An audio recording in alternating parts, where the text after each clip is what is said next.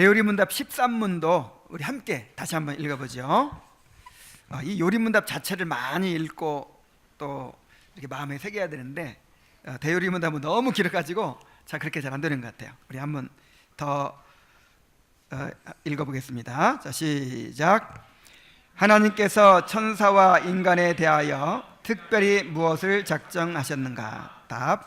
하나님은 그의 순전한 사랑으로 그의 영광스러운 은총을 찬양하도록 때가 되면 분명히 나타날 영원하고 불변한 작정에 의해 천사의 일부를 영광으로 선택하시고 또한 그리스도 안에서 사람의 일부를 영원한 생명으로 그리고 그 방편도 선택하셨다.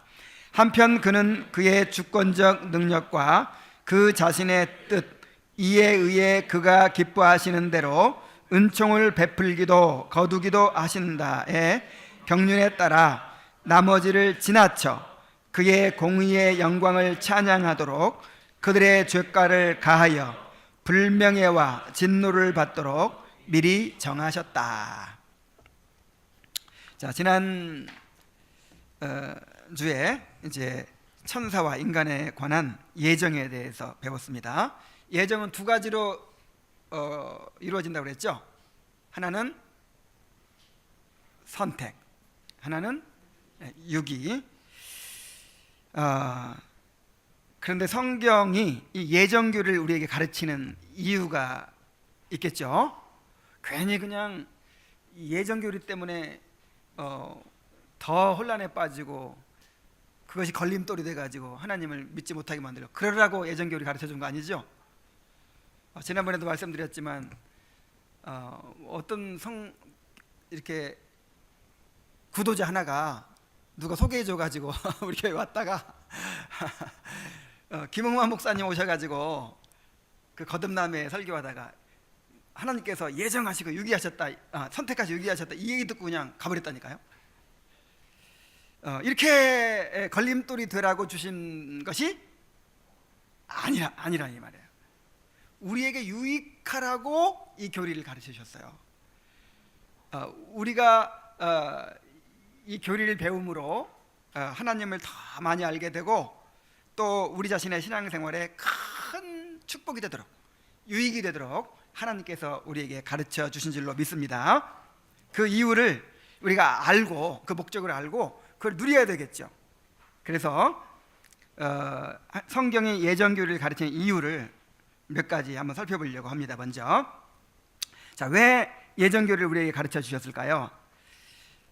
첫 번째는 하나님의 은혜를 깨닫게 되도록 우리에게 이 예정교리를 가르쳐 주셨어요. 우리의 구원이 우리의 행위에 달려있는 것이 아니고 하나님의 선택과 그 선택을 실행하시는 은혜에 달려 있습니다. 이것을 가장 웅변적으로 보여주는 것이 바로 예정론이라 이 말이에요. 디모데후서 1장 9절에 보면은 하나님이 우리를 구원하사 거룩하신 소명으로 부르심은 우리의 행위대로 하심이 아니요 오직 자기의 뜻과 영원 전부터 그리스도 예수 안에서 우리에게 주신 은혜대로 하심이라 그랬어요. 우리를 구원하신 것은 무엇으로 구원하셨다고요? 행위대로가 아니라 하나님의 은혜대로 영원 전부터 우리에게 주신 은혜대로. 그래서 칼빈은 이렇게 얘기를 했습니다. 이 영원한 선택을 알게 되기 전까지는 우리의 구원이 하나님의 값없는 긍휼의 우물에서 흘러나온다는 사실을 합당할 만큼 절대로 분명히 납득할 수 없을 것이다. 그러니까 예정론 몰라도 예정론 인정하지 않은 사람도 하나님의 은혜에 대해서 배울 수 있죠. 자, 이 감리교인들도 배우겠죠. 그래서 하나님의 은혜를 알고 감사할 거예요. 그러나 예정론을 배우기 전까지는 예정의 교리를 배우기 전까지는 합당할 만큼 절대로 분명하게 납득할 수가 없다 그랬어요.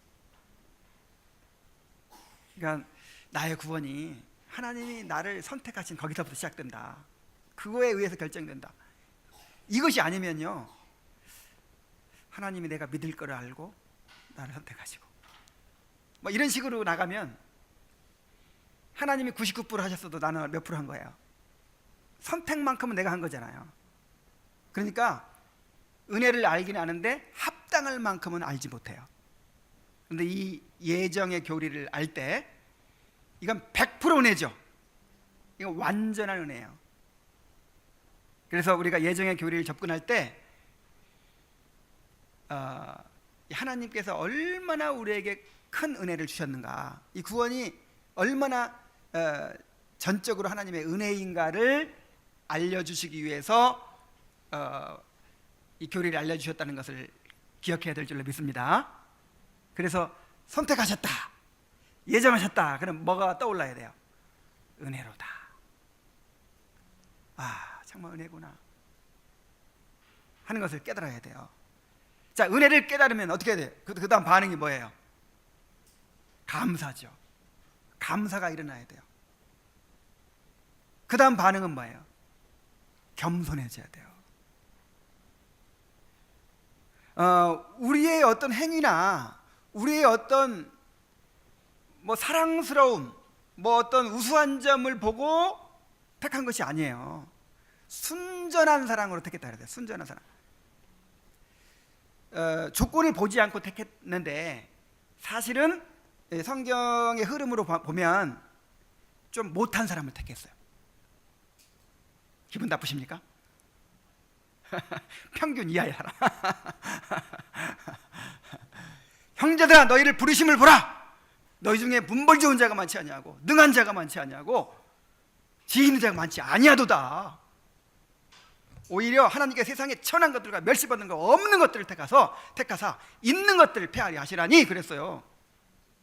그러니까 평균 이하입니다. 그래야 하나님 은혜가 좀 더 드러나요. 그래야. 그래 자랑할 것이 아무것도 없어요. 미련한 것들 하나님도 모르고 나처럼 잘 알아들어야지, 이럴 수 있어요? 없어요? 이게 다 하나님이 지금 지혜 있는 자들에게는 숨겨버렸다니까. 진짜 머리 좋은 사람들, 우리보다 머리 좋은 사람들 더 많아요. 그렇게 막 도 닦고 막 도로가십니까 하는 사람들은 모르고, 우리는 멍청한 사람들인데 우리는 미련한 사람들인데, 어린아이 같은 사람들인데 우리한테는 알려주셨어요. 이게 하나님의 선택의 경륜이에요. 그래서 첫 번째는 어떻게 하고? 감사하고. 야, 하나님 나를 선택하지 않으셨으면 나같이 멍청한 사람이 어떻게 알았을까? 그래 감사해야 돼. 두 번째는 겸손해야죠. 아니, 뭐 도대체 내세울 게 있어요? 다 하나님의 선택에 의해서 이루어진 건데. 그래서 칼빈이 이렇게 또 얘기합니다. 이 교리 이외에는 우리를 합당할 만큼 겸손하게 만들어줄 수 있는 것이 아무것도 없고, 또한 우리가 얼마나 하나님의 은혜를 입고 있는가를 진지하게 느끼도록 해줄 수 있는 것이 아무것도 없다. 그러니까 성경에서 이렇게 예정의 교리를, 선택의 교리를 우리가 볼 때마다 반응이 어떠해야 돼요? 은혜로다, 정말 은혜로다 하고 감탄해야 됩니다. 그리고 나서 감사해야 되죠. 막 감사가 일어나야 돼, 감사가. 그리고 겸손해져야 돼. 우린 나도 모르는 사이에 이렇게 자꾸 마음을 높이거든요. 이렇게 나도 모르는 사이에. 참, 하여간 이 교만이라고 하는 거는요, 은혜를 받았을 때도 교만 와요. 뭐 하나 깨닫고 은혜 받으면, 야, 나는 깨달았는데 저것들은 못 깨달았겠지. 아유, 이게 금방 찾아와요. 이게 모든 것이 선택으로부터 시작된 것이라는 사실. 선택했으니까 깨달은 거죠. 자, 두 번째로는 하나님을 찬양하도록 예정의 교리를 우리에게 계시해 주신 거예요. 에베소 1장 5절 6절에 그 기쁘신 뜻대로 우리를 예정하사 예수 그리스도로 말미암아 자기의 아들들이 되게 하셨으니 이는 그가 사랑하시는 자 안에서 우리에게 거저 주시는 바 그의 은혜의 영광을 찬송하게 하려는 것이라. 그의 은혜의 영광을 찬송하게 하려는 것이라. 하나님의 창조의 목적이 무엇입니까? 하나님의 영광이죠. 구원의 목적이 무엇입니까? 구원도 궁극적인 목적이 아니에요. 구원을 통해서 뭔가 이루시고자 하는 목적이 있어요. 뭐예요? 하나님의 영광이에요. 그래서 하나님은 모든 일을 자신의 영광을 위해 하십니다. 그래서 구원을 통해서 우리의 자신의 영광을 드러내시는 거예요. 또 유기된 자들을 통해서는 뭘 드러내신다고요? 그냥 구원을 통해서는 은혜의 영광, 또 유기된 자를 통해서는 공의의 영광을 드러내시는 거예요. 그래서 구원을 경험한 사람들은 뭘 발견해야 되냐면 하나님의 영광을 발견해요. 그래서 특별히 우리를 영원전에 선택하신 그 은혜를 통해서 하나님의 은혜의 영광을 발견해야 될 줄로 믿습니다. 그리고 하나님을 찬양해야죠. 이 예정은 하나님 앞에 나아가는 일에 걸림돌이 되는 교리가 아니라 하나님을 경외하고 찬양하게 하는 교리예요. 얼마나 놀랍습니까? 얼마나 놀랍습니까? 그 은혜도 놀랍고 그 지혜도 놀랍고 얼마나 기가 막힙니까? 하나님이 만세전에 나를 선택하셨다는 사실, 그리고 내 자유의지를 억압하지도 않으면서 정말 내가 하고 싶어서 하게 만들면서도 나를 향한 그 섭리를 온전하게 이루신다는, 작정을 이루신다는 이 놀라운 사실을 인하여 하나님을 찬양하시기 바랍니다. 그 다음 세 번째 이유는 뭐냐면 우리에게 확신과 위로를 주기 위해서요. 그 예정론을 가장 잘 드러낸 구절이 이제 로마서 8장에 있죠. 로마서 8장 29절로 30절에, 로마서 8장 29절 30절에 우리가 알거니와 하나님을 사랑하는 자 곧 그의 뜻대로 부르심을 입은 자들에게는 모든 것이 합력하여 선을 이루느니라. 하나님이 미리 아신 자들을 또한 그 아들의 형상을 본받게 하기 위하여 미리 정하셨으니 이는 그로 많은 형제 중에서 맏아들이 되게 하려 하심이니라. 또 미리 정하신 그들을 또한 부르시고 부르신 그들을 또한 의롭다 하시고 의롭다 하신 그들을 또한 영화롭게 하셨느니라. 자, 이 말씀이 어떤 문맥에서 주어진 것입니까? 성도의 고난. 로마서 8장 17절 이하 쭉 보면 우리가 현재 받는 고난은 장차 나타날 영광과 좋게 비교할 수 없도다 쭉 나오면서 이제 성도의 고난을 다뤄요. 그래서 삼자의 탄식이 나오죠. 만물이 탄식하고 있다.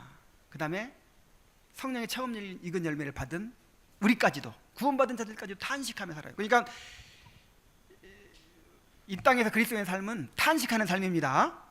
이게 당연한 거예요. 탄식해요, 고난 가운데서. 또 성령께서도 우리를 위하여 말할 수 없는 탄식으로 기도하세요. 그래서 우리가 보이는 것이 소망이 아니라 보이지 않는 것이 소망이니까 보이지 않는 것을 말하면 창문으로 기다릴지니라 하면서 이 말을 하는 거예요. 이 말을 우리에게 확신과 위로를 주기 위해서. 얼마나 고난이 많습니까? 그리고 성화를 위해서 마귀와 싸우고 죄와 싸우고 이렇게 해나가는데 과연 내가 성화가 될 것인가? 완성될 것인가? 과연 내가 확실히 구원받을 것인가? 정말 때때로 낙심이 되기도 하고 절망이 되기도 하죠. 그때 뭘 생각하면 돼요? 구원은 지금 내가 씨름하고 있는 여기에 달려있는 것이 아니고 이미 만세전에 작정된 거야. 하나님 나라를 선택하시고 그 선택하신 그것을 지금 섭리 가운데 이루어가고 계신 거야. 그래서 그 과정까지도 일부러 친절하게 얘기해요. 미리 정하신 그들을 또한 부르시고 부르신 그들을 또한 의롭다 하시고 의롭다 하신 그들을 또한 영원롭게 하셨느니라. 그래서 이걸 그야말로 황금의 사슬이라고 해요. 황금의 사슬, 골든 체인. 체인이 다 연결되어 있죠. 그래서 이 끊어질 수 있어요, 없어요? 없어요. 하나만 붙잡으면 다 따라오는 거예요. 그러니까 주님께서 나를 선택하셨다는 사실, 그것이 확실하면 이 끝까지 내 구원이 완성될 것이 너무 확실한 거예요. 그래서 구원을 나의 싸움으로만 보지 말고 하나님이 이루시는 것으로 봐라. 이건 하나님의 선택하시고 이루시는 문제다. 요걸 지금 보여주면서 확신을 가져라. 그리고 우리에게 이제 위로를 받도록 하는 것이죠. 예정에 대한 믿음은 구원의 확신을 가지게 하고 또 무한한 안정감과 용기의 원천이 됩니다. 하나님의 예정하심을 믿죠? 그리고 그 예정을 지금 이루어가고 계신 걸 믿죠? 그러면 이보다 더 든든한 게 없는 거예요. 이 싸움이 나의 싸움이 아니라 하나님의 이루시는 일이니까. 자, 그 다음에 네 번째는 예정론은요 또 어떤 차원에서 계시가 됐냐면 복음 전파에 대한 격려를 위해서 계시가 된 거예요. 그러니까 어떤 사람들이 이런 말을 하죠. 예정론은 복음 전도의 동기를 약화시킨다. 어차피 구원받게 돼 있으니까, 예정에는 선택받아서 구원받게 돼 있으니까 굳이 전도하려고 애쓸 것이 없다. 이런 논리가 나온다는 거예요. 이런 논리는 예정론을 잘못 이해한 거라고 그랬죠. 운명론이나 숙명론과 이렇게 혼동한 거라고 그랬죠. 예정론을 제대로 배우면 어떻게 되느냐, 예정론 때문에 더 열심히 전도하게 돼요. 사도행전 5장 48절에 이방인들이 듣고 기뻐하여 하나님의 말씀을 찬송하며 영생을 주시기로 작정된 자는 다 믿더라 그랬어요. 막 이방인들 중에 막 핍박하고 그냥 듣는 사람이 많았겠어요? 안 듣는 사람이 많았겠어요? 오늘날과 똑같죠. 안 듣는 사람이 훨씬 많죠. 근데 영생을 주시기로 작정된 자는 어떻게 해요? 믿어요. 그러니까 기 안 죽고 담대하게 전할 수 있는 거예요. 또 사도행전 18장 9절 10절에 보면은 밤에 주께서 환상 가운데 바울에게 말씀하시되 두려워하지 말며 침묵하지 말고 말하라. 내가 너와 함께 있으며 어떤 사람도 너를 대적하여 해롭게 할 자가 없을 것이니 이는 내 이 성 중에 내 백성이 많음이라. 택한 백성이 있다는 거예요. 틀림없이. 막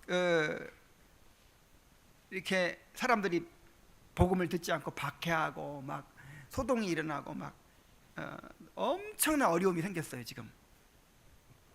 근데 하나님께서 어떻게 격려를 해주시냐면 예정이 있어.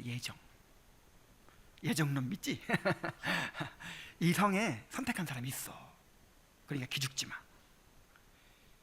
아무리 너를 박해하고 복음을 방해하고 할지라도 선택된 사람은 믿어.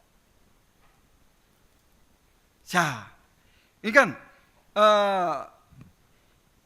이 복음 전도에 대한 격려를 주기 위해서 이렇게 예정론을 말씀하시는 거예요. 그래서 목사가 설교하는 것도 마찬가지입니다. 예정론 안 믿으면요 말씀이 변질돼요. 내가 말씀을 있는 그대로 전해도 인간적인 생각으로는 야 이 어려운 걸 누가 받아들이겠냐, 그냥 복 받아라 하고 막 이렇게 사람 마음에 들게 이렇게 해도 안 믿을 텐데 이렇게 마음에 안 드는 얘기만 쏙쏙 골라서 다 하잖아요. 근데 누가 믿겠냐, 이런 생각을 가지면 메시지를 타협하게 돼요. 야, 오늘은 저 따지기 좋아하는 사람 왔네. 저 사람 그 걸림이 안 되게 하려면 요건 살짝 지나가야 돼. 요 말을 하면 안 돼. 그러면서 이렇게 사람들이 듣기 좋은 말만 막 하게 돼요. 근데 예정론 믿으니까, 나는 예정론 믿는 목사니까 그냥 있는 그대로 하면 돼요. 택한 사람은요 다 받아들이게 돼 있어요. 만약에 지난번에 그 가버린 사람 이제 택함 받지 않았다고는 할 수 없지만, 예를 들어서 끝까지 그렇게 안 믿으면 그 사람은 어떤 사람이라고 부를 수 있어요? 택함 받지 않은 사람이기 때문에 안 믿는 거지, 내가 지혜롭게 말을 못해서 안 믿는 게 아니에요. 얼마나 그러니까 자신이 있어요. 얼마나 확신이 있어요. 그래서 뭐 나는 근데 실제로 그렇더라고. 실제로 꼭 그렇게 막 과학적으로 막 증명해가지고 막 뭐 그냥 사람들이 이해하기 쉽게 해가지고 이렇게 죽어라고 해도 안 믿는 사람 안 믿고 그냥 막 어렵게 이렇게 하는데도 믿을 사람은 다 믿어요. 택한 사람이 있습니다. 그래서 확신을 가지세요. 오히려 전도에 대해서 확신을 가지세요. 그리고 또 중요한 목적이 있어요. 택하신 목적을 알고 성화에 힘쓰도록. 여러분, 택하신 목적이 뭐예요? 택하신 목적. 로마서 8장 29절에 보면은 하나님의 미리 아신 자들을 또한 그 아들의 형상을 본받게 하기 위하여 미리 정하셨다 그랬어요. 자, 선택의 목적이 뭐라고요? 그 아들의 형상을 본받게 하기 위하여. 또 에베소 1장 4절에 보면은 창세전에 그리스도 안에서 우리를 택하사 우리로 사랑 안에서 그 앞에 거룩하고 흠이 없게 하시려고. 자, 어떻게 하시려고? 이게 선택의 목적이구나. 그러니까 그리스도의 형상을 본받게 하기 위해서, 그리고 우리를 거룩하고 흠이 없게 하시려고 선택했어요. 그러면 하나님이 그것을 이루시겠죠. 내가 선택받은 자라면 어디로 데리고 갈까요? 성화의 길로 데리고 가겠죠. 그래 결국은 주님의 형상을 본받게 하겠죠. 선택의 목적이 그거니까.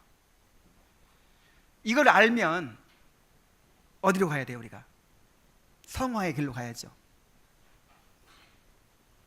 어차피 가게 돼 있어. 어차피. 전에 그 박영선 목사님 늘 자주 하던 말씀으로 이렇게 비유해서 빌어서 표현하자면 맞고 갈래, 그냥 갈래, 이거예요. 이 문제예요.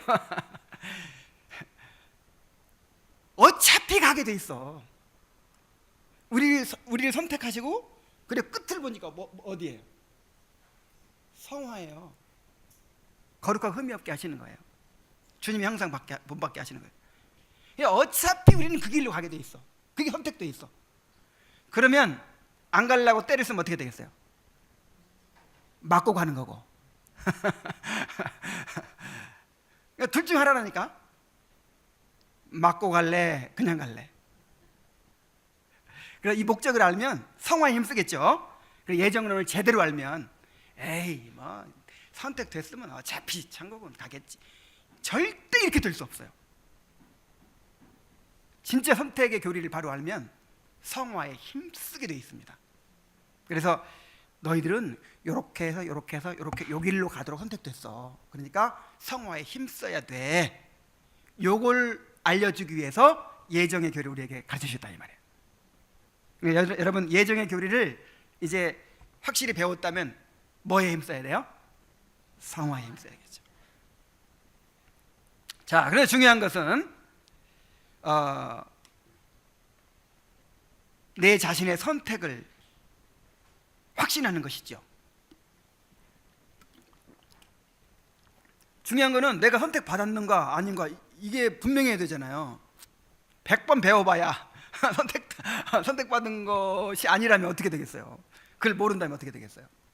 그래서 내가 과연 선택받은 사람인가 하는 이 선택의 확신 문제가 이제 우리의 가장 또 중요한 문제로 다가오게 되어 있습니다.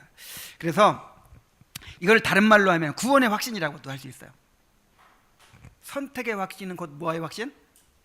구원의 확신이죠. 그래서 제가 언제 한번 이 구원의 확신 문제에 대해서 그냥 늘 들어왔지만 또 다시 한번 또 새로운 분들도 있고 안 들은 분들도 있으니까 다시 한번 내가 구원의 확신 문제를 이야기해야겠다, 그렇게 생각했었는데, 이번 기회를 타서 이제 구원의 확신 문제를 한번 말씀드리겠습니다. 자, 왜 이걸 내가 중요하게 여기고 가르치려고 하냐면, 오늘날 구원의 확신에 대한 잘못된 견해가 우리나라 교계를 지배하고 있어요.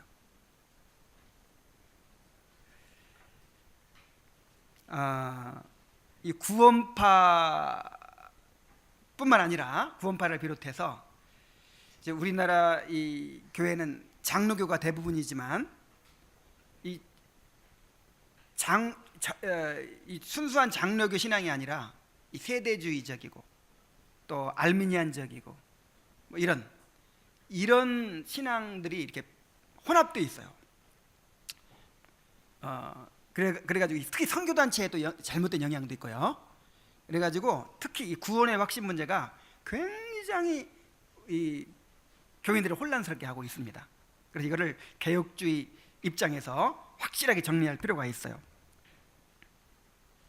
자, 이 잘못된 문제의 핵심을 얘기하자면 믿음과 구원의 확신을 동일시하는 거예요. 믿을 때 자동적으로 확신을 가지게 된다, 이렇게 생각합니다. 자, 믿음과 확신을 동일시하니까 내가 예수님을 영접할 때, 믿을 때 뭐도 가지게 된다? 확신도 가지게 된다, 이렇게 생각하는 거예요. 그래서 구원의 확신이 있으면 구원받은 거라고 인정해요. 그리고 구원의 확신이 없으면 구원받지 않았다고 또 생각해요. 구원의 확신을 굉장히 강조해요. 이건 정말 이상한 일이에요. 구원의 확신을 지나치게 강조하고 구원의 확신 있냐 물어보고 뭐 부흥회 때 눈 감으라고 그러고 구원의 확신 있는 사람 손 들으라고 그러고 막 이래요. 이게 얼마나 우스운 일인지 몰라요.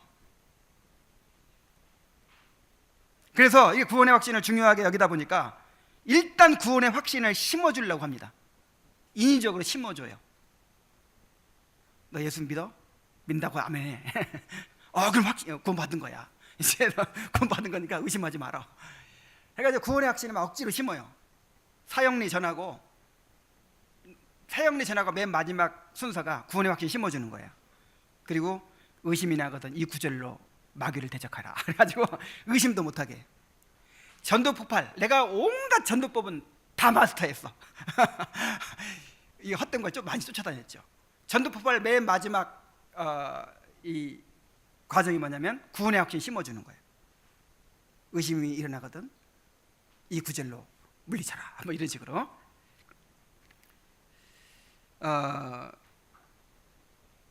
그래서 내가 확신하고 있으면 그게 구원이라고 생각해요. 그러니까 구원의 확신을 믿음과 동일시할 뿐만 아니라 구원과도 동일시해요. 그래서 확신이 흔들리면 뭐도 흔들린다고 생각해요. 구원도 흔들린다고 생각해.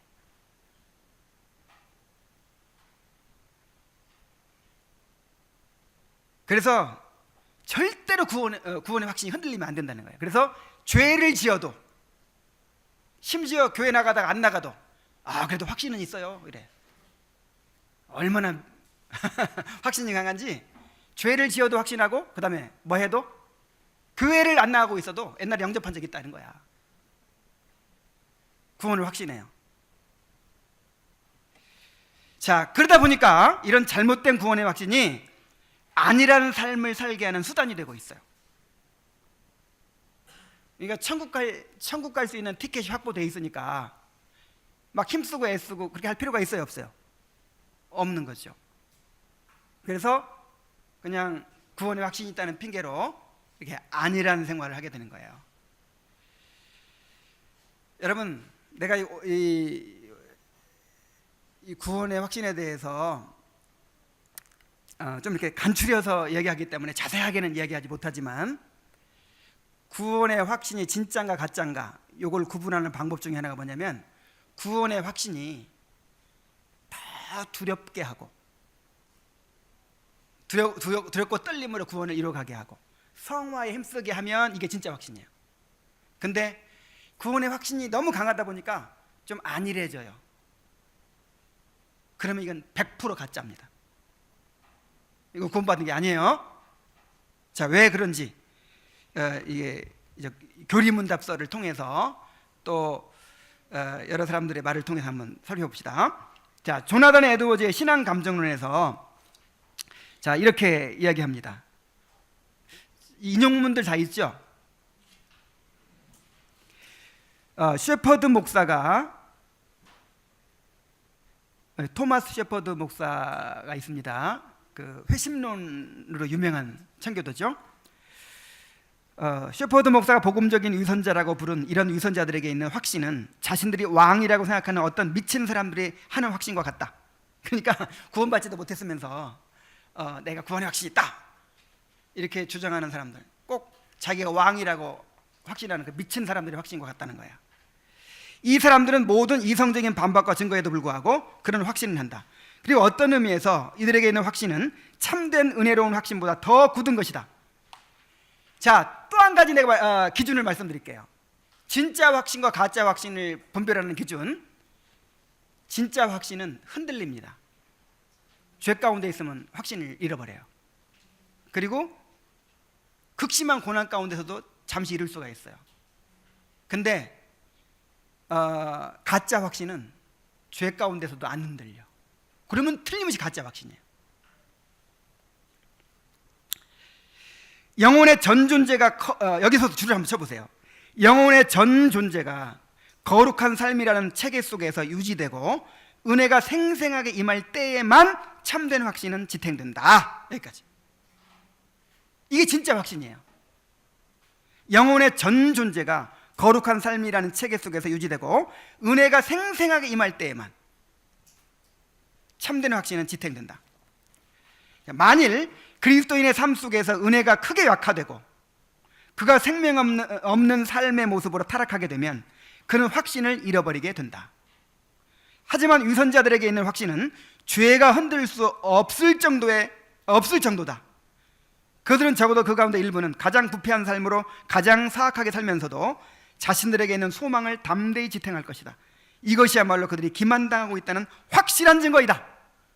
그러니까 은혜의 생활을 하지 못하고 있어요. 지금 성령 충만을 잃어버리고 있어요. 그리고 안일하게 살고 있어요. 심지어 죄 가운데 살고 있어요. 그런데도 확신이 있다고 그래요? 그러면 가짜 확신이라는 가장 강력한 증거예요. 자, 이제 다음에도 더 자세히 나오니까. 그래서 지금까지는 제가 뭘 말씀드렸어요? 잘못된 확신, 믿음과 구원의 확신을 동일시하고, 그 다음에 구원받으면 자동적으로 확신부터 생긴다고 생각하는 거, 그리고 확신 한번 생기면 흔들리지 않는 것이라고 생각하는, 이것이 잘못된 확신이라고 했습니다. 그럼 구원의 확신에 대한 바른 이해는 우리가 어떻게 가져야 될까요? 구원의 확신은 믿음의 열매입니다. 우리 한번 따라해 봅시다. 구원의 확신은 믿음의 열매이다. 자, 믿음이라는 나무에 열리는 열매가 구원의 확신이에요. 그러면 무조건 사과나무에는 사과가 열립니까? 항상 열려 있어요? 가을까지는 아니구나. 여름에 꽃 피어서 이렇게 열매가 맺히기 전까지는 열매가 안 보여요. 겨울에 보여요, 안 보여요? 사과나무지만 열매가 없을 수가? 아직 어리면 없고, 아직 겨울에는 없고, 그리고 사과가 몇 개 달려 있었는데 바람이, 태풍이 어떻게 불었는지 떨어져 버렸어. 그러면 사과나무지만 사과가 없을 수 있어요. 그래서 구원의 확신은 반드시 믿음과 일치하지 않습니다. 믿음이 있어도 아직 확신이 없을 수가 있어요. 또 믿음이 없이도 믿음이 없이도 거짓 확신을 가질 수가 있어요. 그래서 거짓 확신이 있다는 사실을 알아야 돼요. 자, 우리나라에서 구원의 확신이 가장 강한 사람들이 어떤 사람들이에요? 구원파. 여러분, 구원파 사람들 무시하면 안 돼요. 구원파 사람들은요, 구원의 확신 쉽게 갖게 하지 않아요. 그 사람들 가서 이제 이렇게 가면요, 엄청나게 가르치는데 뭘 가르치냐면 내가 죄인이고 지옥 갈 사람이라는 걸 막 공포를 막 심어줘요. 그래가지고 나중에 제발 날 좀 살려주세요. 내가 어떻게 하면 좋을까요? 이렇게 만들어요. 그 사람에게 그리스도의 십자가의 보혈로 죄 씻음 받았다는 것을 증거해가지고 현재 이제 과거의 미래의 죄가 싹 용서받고 이제 너희는 죄가 없다, 뭐 이렇게 확실하게 이렇게 그걸 전해가지고 그냥 감격하게 만들어요. 그래서 진짜 그래서 구원파 사람들은요 웬만하면 구원받은 것을 인정 안 하죠. 길거리에서 만나가지고 물어봅니다. 단 구원의 확신이 있습니까? 있습니다. 어떻게 확신을 가졌습니까? 그래서 좀 대답이 시원찮으면 그 구원 아닙니다. 이렇게 할 수 있는 이유가 그런 강력한 그 구원받은 경험이 있는 거예요. 그래서 확신이 있어요 구원파 사람들은. 그럼 구원파 사람들은 전부 구원받은 사람인가요? 그래요 안 그래요? 100%가 아니라고는 할 수 없지만 그 행태가 있잖아요. 행태가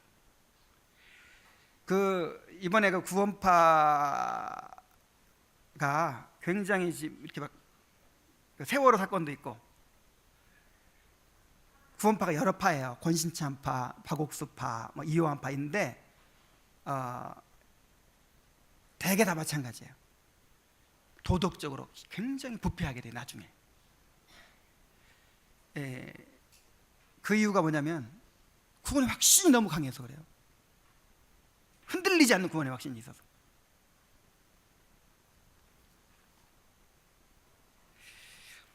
마태복음 7장 22절로 23절에 심판 때 이제 그 거짓 선지자들이 예수님께 따지죠.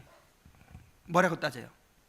우리가 주를 위하여 선지자 노릇하며 주를 위하여 병을 고치며 주를 위하여 귀신을 쫓아내며 주를 위하여 이렇게 큰 일을 행치 아니었나이까? 주님께 따지고 덤벼들 정도의 확신이에요. 얼마나 강한 확신입니까? 얼마나. 근데 예수님이 뭐라 그래요? 내가 너희를 도무지 알지 못하노니 물러가라. 그들이 가진 확신은 주관적인 확신이었지 진짜 믿음에서 나온 확신이 아니었어요. 그래서 거짓 확신이 무서운 거예요. 거짓 확신이 있습니다.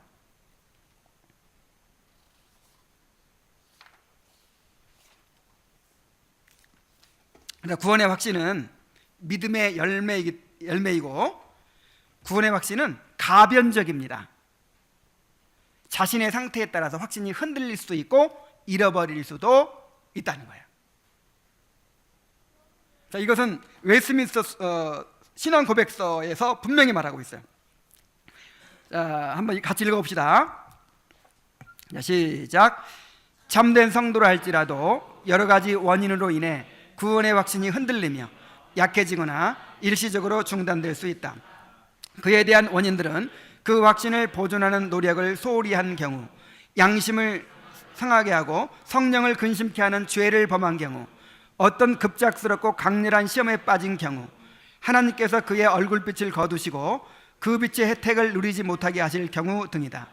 하지만 그렇다고 해서 그들의 하나님의 씨를 완전히 상실한 것이 아니요, 믿음의 삶, 그리스도와 형제에 대한 사랑, 성도의 의미에 진정한 마음과 완전히 사라진 것이 아니다.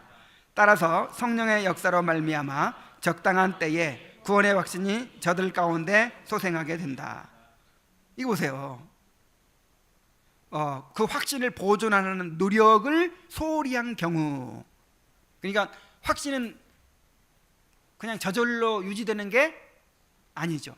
그 확신을 보존하는 노력이 있어야 된다 이 말이에요. 양심을 상하게 한다든지 성령을 근심케 하는 죄를 범한 경우에는 확신이 없어져요. 잃어버려진다 이 말이에요. 이게 왜 중요합니까? 그래야 다시 은혜의 생활로 돌아오죠. 우리가 어떤 사람들입니까? 우리가 얼마나 악질적인 죄인들입니까? 틈만 나면 주님께로부터 멀어지려고 하잖아요. 틈만 나면 죄로 향하려고 하잖아요. 근데 죄를 지어도 확신을 누려. 그럼 돌아가요 안 돌아가요? 안 돌아가요. 아니 어차피 천국 가는데 왜 돌아가? 그래서 확신을 잃어버리게 되어야 마땅한 거예요. 그러면 내 구원의 확신을 누리고 있다가 은혜를 소멸하고 죄 가운데 빠졌더니 확신이 없어졌어. 확신이 없어지면 두렵죠. 야, 내가 천국 못 가면 어떡하지? 내가 과연 구원받은 사람인가? 두려우니까 어떻게 해요? 다시 은혜로 돌아가죠. 그래서 그 사람은 소망이 있는 거예요. 근데 만약에 죄를 지었는데도 구원의 확신이 튼튼하게 있다, 그럼 그 사람은 저주받은 사람이에요. 그 사람은 소망이 없어요.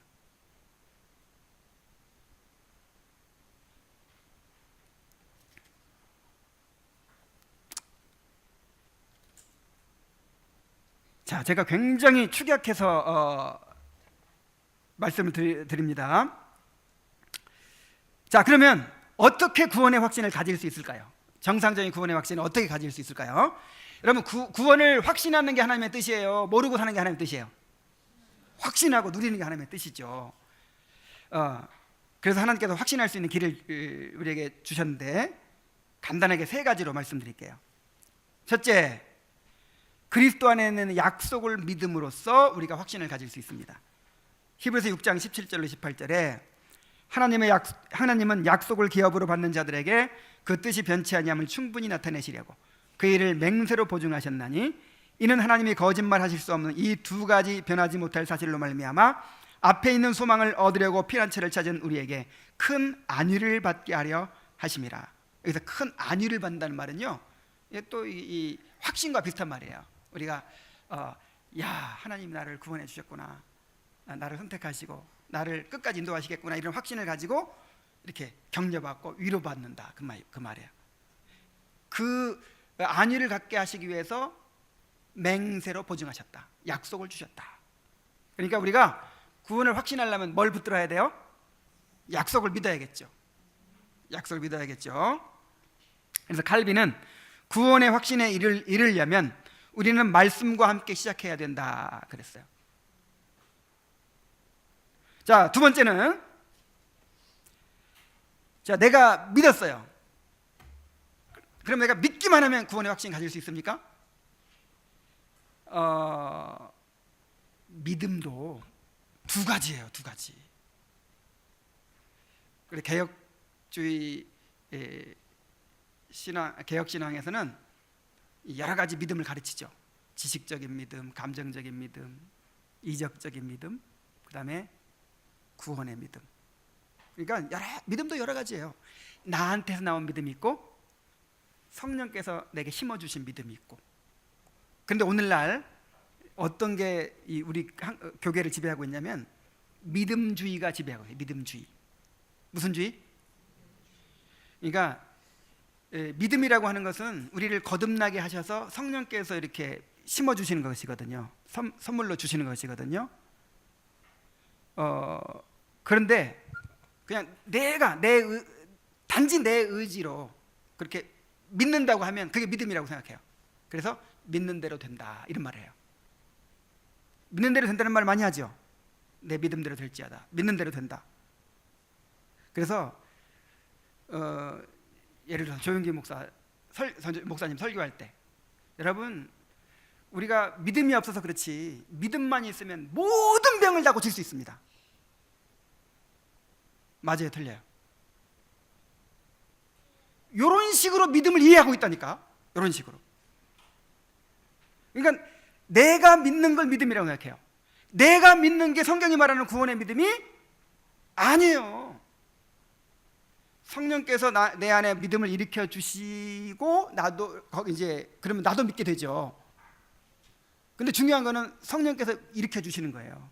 그게 있느냐 없느냐가 믿음이 있고 없고지, 내가 믿는 게 확실한 믿음이라고 보장할 수가 없어요. 그래서 내가 믿고 있는 믿음이 진짜 믿음인가가 언제 나타납니까? 여기 이번에 구원을 이루시는 성령의 유효한 역사를 통하여 나타납니다. 우리 히브리서 6장 4절로 9절은 다 같이 한번 읽어보겠습니다. 히브리서 6장 4절로 9절.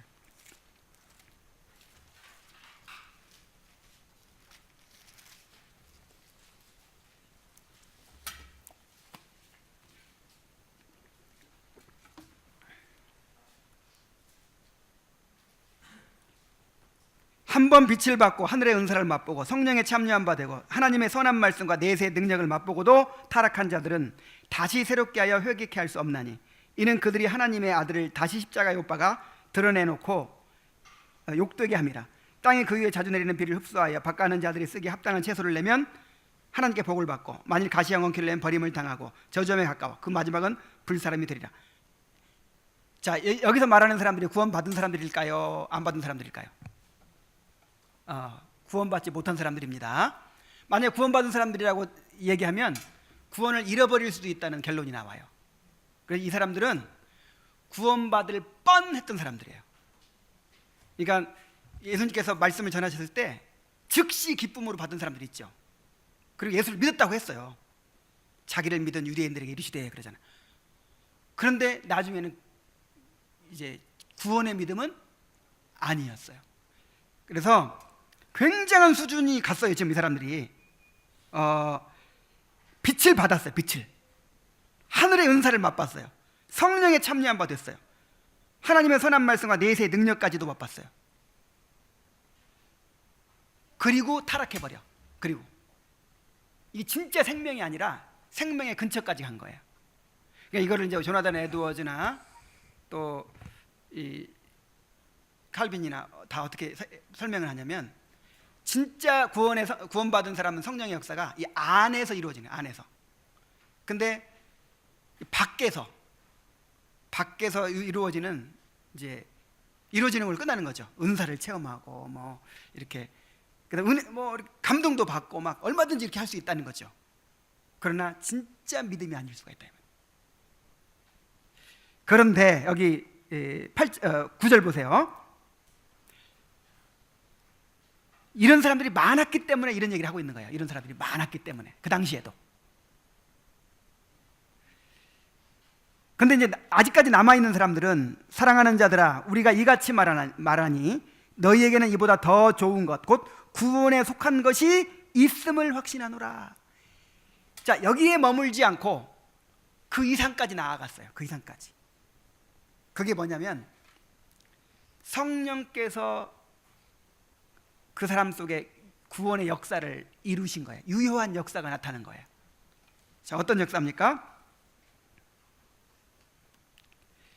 도르트 신조. 우리 도르트 신조도 이제 배울 거예요, 앞으로.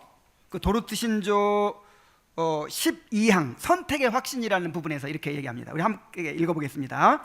자, 시작.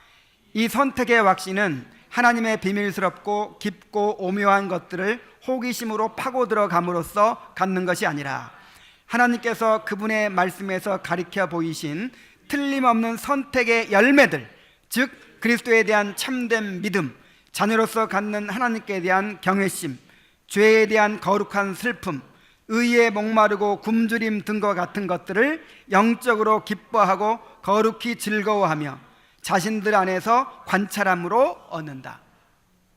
여러분, 내가 선택받았는지 알려면 내가 믿으니까 이러지 마세요. 물론 그 말이 다 틀린 건 아닌데, 이 구원받은 사람들이 그러고 있다니까요. 내가 영접했으니까, 이게 아니에요. 그랬으면 그 믿음이 진짜 믿음이라는 게 어떤 걸 통해 나타나요? 이런 성령께서 이루시는 유효한 역사. 그러니까 지금 이제 구원을 우리 안에서 이루잖아요. 믿음을 갖게 하고 회개를 낳고, 죄에 대한 죄를 미워하게 되고 형제를 사랑하게 되고. 요한일서가 말하는 구원의 증거는 5가지로 요약할 수 있는데, 자, 요한은 첫째는 죄에 대한 태도라 그랬어요. 하나님께로 난 자는 죄를 범하지 않는다 그랬어요. 그것이 무슨 의미인지 많이 배웠죠. 그 다음에 또 그리스도께 대한 믿음이 있다고 했고, 하나님께 대한 사랑이 있다고 했고, 형제에 대한 사랑이 있다고 했고, 세상을 이긴다 그랬어요. 이런 걸 보고 분별해라 그랬어요. 자, 죄에 대한 태도, 그리스도께 대한 믿음, 하나님께 대한 사랑, 형제에 대한 사랑, 세상을 이기는 것, 이런 것들이 거듭난 증거다, 구원받은 증거라 이 말이에요.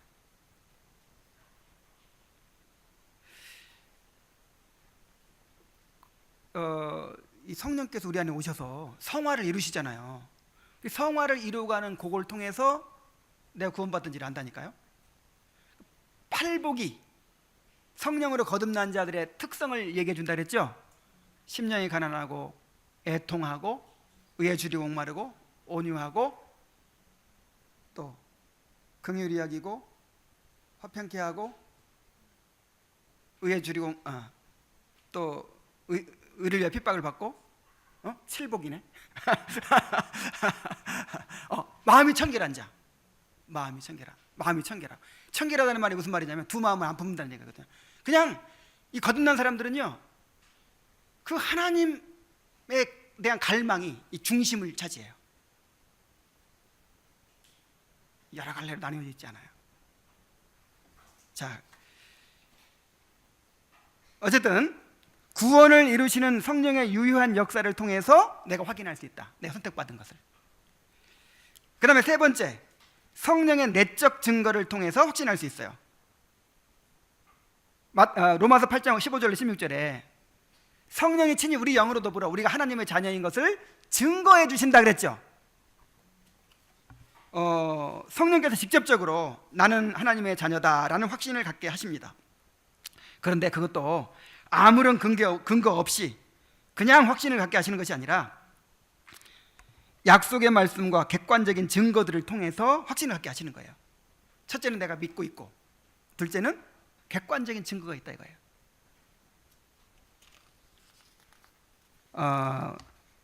이 하이델베르크 요리문답 1문에서 우르시누스가 이렇게 얘기를 합니다. 이거 같이 읽어봅시다. 자, 시작. 이런 확신은 없나요? 없으면 있어요? 들으세요. 이런 확신은 첫째로 우리 속에서 우리의 영과 더불어 우리가 하나님의 자녀임을 증언하셔서 참된 믿음과 회심을 이루시는 성령께서 이 모든 축복들이 진정 우리에게 해당되는 것을 증거해 주심으로써 얻어진다. 그는 우리의 기업의 보증이 되시기 때문이다. 둘째로 참된 믿음의 결과들에 의해서 얻어진다. 곧 참된 회개, 그리고 하나님을 믿고 그의 모든 계명들에 순종하고자 하는 확고한 목적 등을 우리 속에서 지각하게 된다는 것이다. 하나님께 순종하고자 하는 진정한 열망이 우리에게 있을 때 우리에게 참된 믿음이 있다는 것을 확신하게 되면 또한 믿음으로 우리가 하나님의 사랑과 영원한 구원을 깨닫게 되기 때문이다. 자, 시간이 많이 가니까 적용으로 들어갑시다. 자, 이 구원의 확신이 뭔지 이제 알았어요. 그리고 어떻게 우리가 구원의 확신을 가질 수 있는가를 이제 또 알았습니다. 하나님의 약속을 믿음으로, 그 다음에 또 성령의 유효한 역사를 통해서, 그리고 성령의 직접적인 증거를 통해서 우리가 구원의 확신을 갖게 된다고 했어요. 그러면 이제 우리가 뭐 해야 될까요? 우리가 뭘 해야 될까요? 그게 적용이에요. 첫째, 자신의 믿음을 점검해야 됩니다. 고린도후서 13장 5절 말씀 한번 찾아보겠어요. 고린도후서 13장 5절 말씀.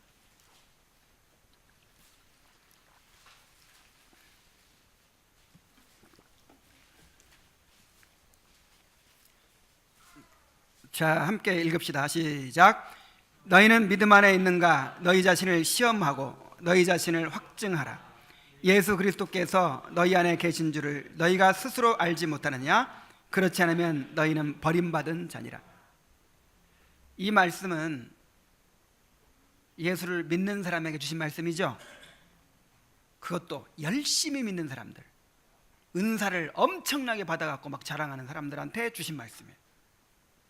너희가 진짜 믿고 있는지 너희 자신을 스스로 한번 점검해봐라.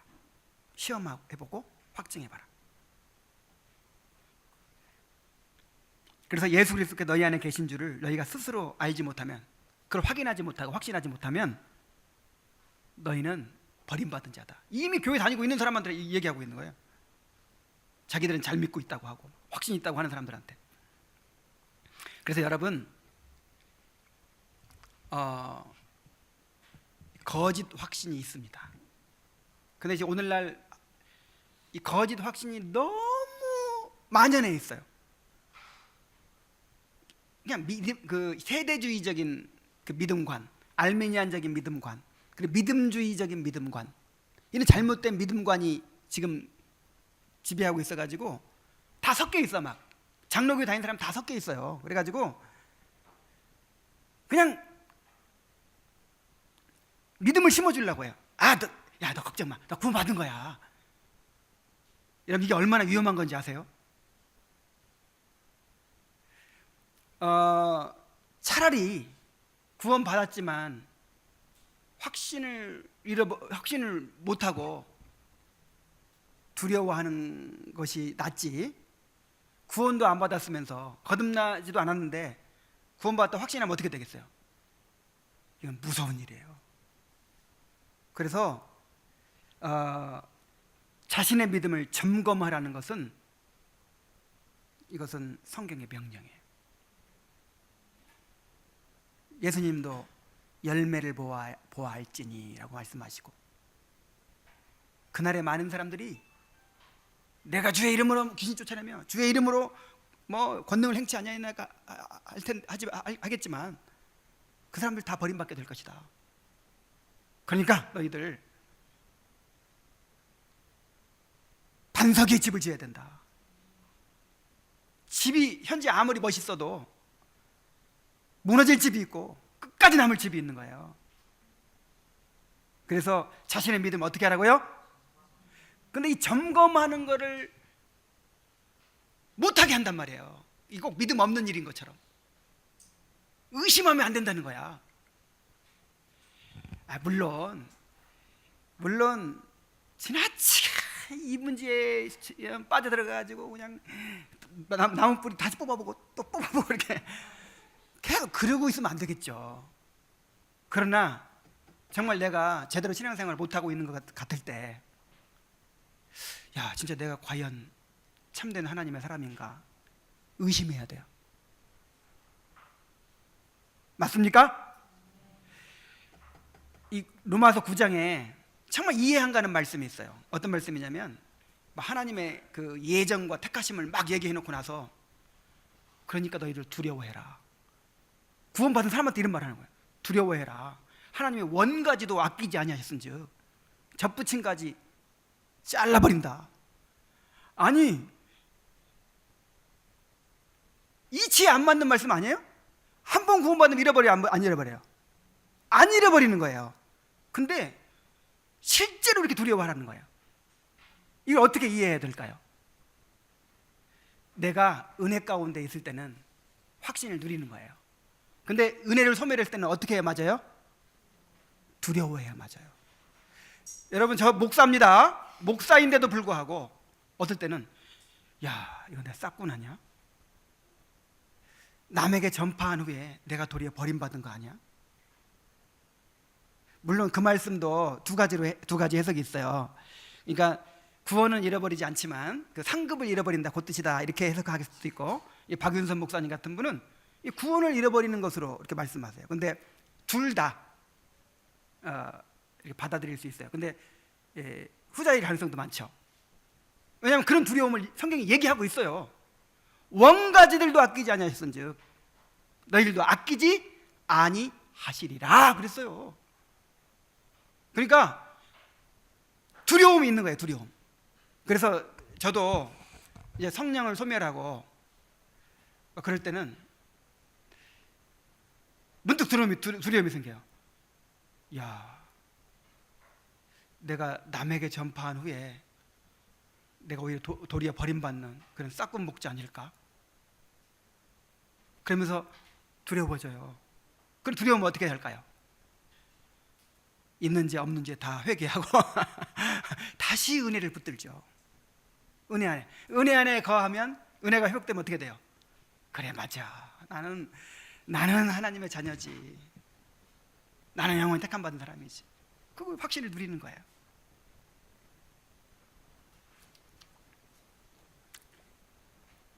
자신의 믿음을 점검하시기 바랍니다.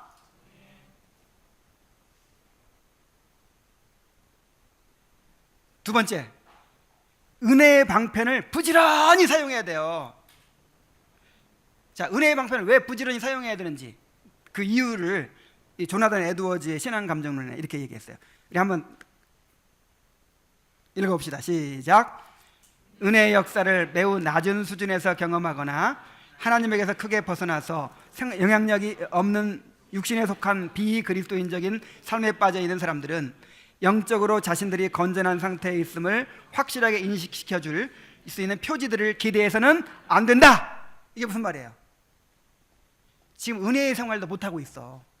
은혜를 지금 그 은혜의 수단을 굳게 붙들지 않아가지고 내마 은혜가 없어요. 그런 사람은 내가 구원받았는지 안 받았는지 그를 알아볼 수가 있다, 없다? 없다. 구원받은 증거를 알 수가 없다. 자, 또 계속해서 시작. 그런 사람들 스스로가 영적으로 건전한 상태에 있는지 아닌지를 아는 것은 하나님의 의도가 아니다. 그러니까 아니 내가 은혜의 생활을 못하면서 나는 택함 받은 것이 확실하다, 이걸 알게 되면 어떻게 될까요? 돌아오겠어요, 안 돌아오겠어요? 죄가 주는 즐거움을 더 찾겠죠. 또 계속 읽습니다. 또한 그들이 그것을 알아야만 한다는 것도 바람직하지 않다. 오히려 그들이 알지 못하는 것이 모든 면에서 최선이다. 그리고 우리는 그런 사람들이 먼저 그들이 빠져있는 병적인 삶에서 빠져나오는 것 외에는 그들의 영적인 상태를 확실히 알 수 있는 길을 예비하지 않으신 하나님을 찬양해야 한다. 더 이상 설명이 필요 없죠. 그 병적인 상태에서 빠져나오기 전까지는 구원의 확신이 있을 수 있다, 없다? 병적인 상태, 육신의 상태에서도 확신 누리면 100% 가짜 확신이에요. 자, 내가 또 인용문이 있는데 아마 거기는 없을지 몰라요. 한번 읽어드릴게요. 은혜의 역사를 매우 낮은 수준에서 경험하거나 육신적인 삶에 빠져있는 성도에게는 이중의 결함이 있는데, 바로 이 때문에 그는 자신에게 주어진 최선의 표지들과 기준으로도 자신이 참된 은혜를 받았는지 아닌지 확실하게 알 수 없다. 첫째로, 은혜가 너무나 적게 역사하기 때문에 은혜를 확실하게 받았는지 구별할 수 있는 것이 없는 것이다. 둘째로, 시력의 결함이 생기게 된다. 부패한 육신적인 삶에 빠져있는 사람들의 영적인 감각은 너무 약해져 있기 때문에 영적인 일들을 판단하고 구별하는 데 어려움이 있다. 하나님의 계획은 자신의 부패성을 죽이고 은혜의 역사가 더 강해져서 은혜를 생생하게 맛보는 것 외에는 다른 방법으로 사람들로 하여금 확신을 얻지 못하게 하시는 것이다. 구원의 확신을 누리는 유일한 길은 은혜의 역사를 생생하게 경험하는 거예요. 그러니까 은혜의 수준이 낮아가지고는 확신이 있어요, 없어요? 가짜 확신들 다 가짜 확신들이에요, 그렇지 않다면. 그래서 우리가 구원의 확신을 누리려면 어떻게 하라고요? 은혜의 수단을 붙들고 부지런히 사용해서 은혜를 보존하고 증진시켜야 합니다. 자, 세 번째로는 성화에 힘써야 돼요. 성화에. 베드로후서 1장 10절 11절 다시 찾아보겠습니다. 베드로후서 1장 10절 11절.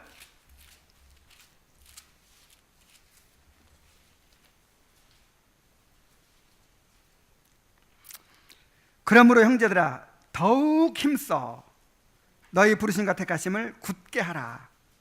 자, 굳게 하라는 말이 무슨 말이냐면 확실하게 하라. 여러분 택함 받았습니까? 그리고 부르심 받았습니까? 그러니까 택함 받은 사람은 반드시 부르심 받게 돼 있어요. 그래서 그 택하심과 부르심 확실합니까? 그거를 확실하게 하라요. 확실하게. 그 확실하게 해야 될 책임이 누구에게 있어요? 우리에게 있어요. 우리에게. 자, 어떻게 확실하게 합니까? 더욱 힘써. 더욱 힘써. 자, 더욱 힘써 뭐 하라는 거예요? 여기 5절 보세요. 5절. 이걸 반복하고 있거든요, 지금. 5절의 말씀을 반복하는 것입니다. 5절부터 8절까지 한번 같이 읽어보겠습니다. 시작. 그러므로 너희가 더욱 힘써 너희 믿음의 덕의 지식을, 지식의 절제를, 절제의 인내를, 인내의 경건을, 경건의 형제 우애를, 형제 우애의 사랑을 더하라. 이런 것이 너희에게 있어 흡족한즉 너희로 우리 주 예수 그리스도를 알기에 게으르지 않고 열매 없는 자가 되지 않게 하려니와. 9절도 이런 것이 없는 자는 맹인이라 멀리 보지 못하고 그의 옛죄가 깨끗하게 된 것을 잊었느니라. 자, 요거 지난번에 베드로후서 강의하면서 다 설명했던 거예요. 다시 말하면 이런 것이 없는 사람은 구원받지 못한 사람이다, 이 말이에요. 더욱 힘써 믿음의 덕을, 덕의 지식을, 지식의 절제를, 절제, 인내를, 인내, 형제 우애를 계속해서 성화를 이루어 가라 이거예요. 성화 열매를 더해 가라. 그러면 내 안에 성화의 열매가 더해 가는 것을 보면서 내가 뭘 확신하게 될까요? 택함 받은 사람이네. 성령께서 이렇게 성화를 이루어 가시는 거 보니까 나는 택함 받은 사람이네. 이렇게 확신을 얻게 되겠죠. 확실히 하는 거예요. 확실히 내가 구원받은 자임을 확실히 하는 것이죠. 그리고요, 인내해야 돼요. 자, 확신을 구원 받자마자 얻게 될까요? 아니면 나중에 얻게 될까요? 자, 오늘날 사람들 생각에는 구원 받자마자 확신부터 얻는다고 생각하죠. 근데 그럴 수도 있어요. 어떤 강력한 성령의 역사로, 어떤 부흥의 시대에 주로 그래요. 강력한 성령의 역사를 경험을 할 때, 강력한 회심의 체험이 있을 때 그냥 회심하자마자, 구원받자마자 확신을 가질 수 있어요. 그러나 대개의 경우는 오랜 후에 찾아온다 그랬어요. 대부분은 오랜 세월에 걸친 연단의 과정 후에 확신에 이르게 된다 그랬어요.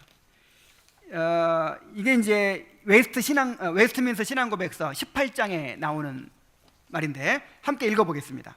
시작. 흔들림 없는 이 확신은 믿음의 본질에 속한 것이 아니다. 그러므로 참된 성도로 할지라도 구원의 확신을 소유하기까지 오랜 시간이 걸릴 수 있으며 상당한 난관들에 부딪힐 수 있다. 하지만 성도는 값없이 주신 그 선물들을 성령을 통해 알 수 있기 때문에 특별한 다른 계시를 필요로 하지 않는다. 그는 통상적인 은혜의 방편들을 올바르게 사용함으로써 그 확신을 소유할 수 있다. 그러므로 모든 성도들은 자신의 부르심과 택하심 받은 사실을 최선을 다할 의무가 있다. 그렇게 함으로써 그의 마음은 성령께서 주시는 화평과 기쁨이 넘치게 되고 하나님께 대한 사랑과 감사로 부유해지며 힘을 다해 자발적으로 순종의 의무를 감당하게 된다. 이 같은 것들은 확신으로 말미암는 당연한 열매들이다. 따라서 이 확신을 갖게 되면 성도들은 결코 방탕한 삶을 지속할 수가 없다. 자, 흔들림 없는 이 확신은 믿음의 본질에 속한 것이 아니다. 이 말이 무슨 말이냐면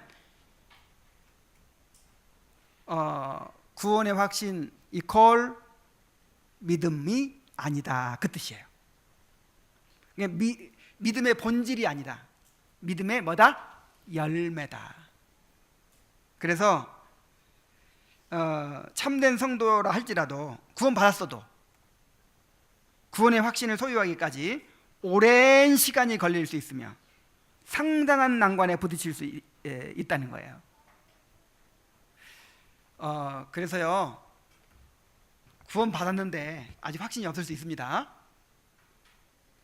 항상 두려워하고 나는 구원 못 받은 것 같아요 막 이러는데 구원 받은 사람이 있을 수 있어요. 근데 뭐 확신이 있습니다. 나는 확신이 있습니다. 근데 아닐 수도 있어요. 그래서 제가 구원의 확신 강조를 잘 안 하는 거예요. 원래 강조 뭐 이렇게 할 필요가 없어요. 가지라고 해서 가지게 되는 것도 아니고 왜 안 가졌냐고 막 그렇게 해서 될 문제도 아니고, 이것은 은혜의 생활 속에서 두렵고 떨림으로 구원을 이루어가는 그런 성화의 과정 속에서 그 결과로 얻어지는 것입니다. 여러분의 부르심과 택하심을 굳게 하시기 바랍니다. 그렇게 하려면 저절로 그렇게 돼요? 더욱 힘써서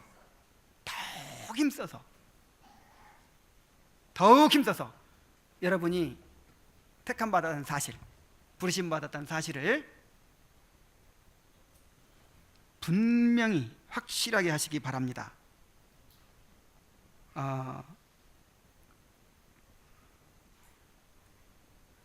이같이 한즉 언제든 실족치 아니하리라. 이같이 하면 우리 주 곧 구주 예수 그리스도의 넉넉한 나라에 들어감을 넉넉히 너희에게 주시리라. 그러니까 이런 사람이 결국 구원받는 거예요. 이런 사람이 아니라고 그냥 나는 택함 받았으니까, 이런 사람이 구원받는 게 아니라 힘써 부르심과 택하심을 굳게 가는 사람, 이런 사람이 실족지 않고 결국은 구원받게 되는 거예요. 부르심과 택하심을 굳게 하는 성도들이 되시기 바랍니다.